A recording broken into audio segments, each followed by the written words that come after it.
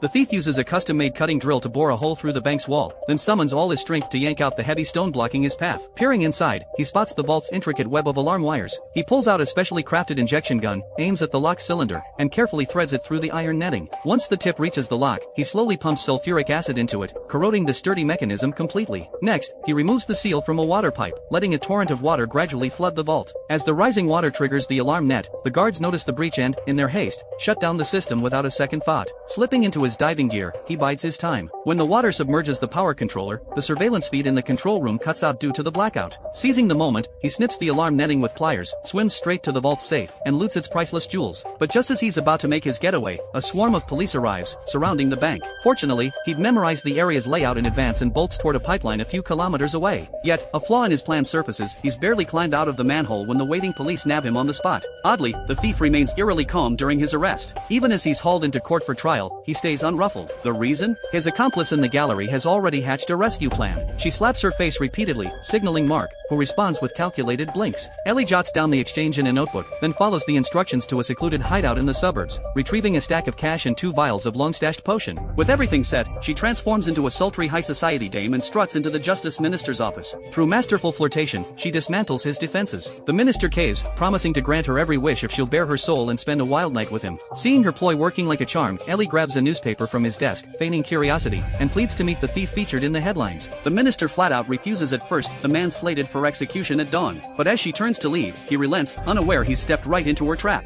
Escorted by the minister, Ellie gains entry to the prison and meets Mark face to face. When the minister leads her into the cell as promised, she seizes her chance. While he's distracted, she injects him with a hallucinogenic dose and slips a mask Mark had prepped onto his face. Mark, disguised as the minister, strolls out of the cell with cool confidence, leaving the real minister behind as an unwitting fall guy.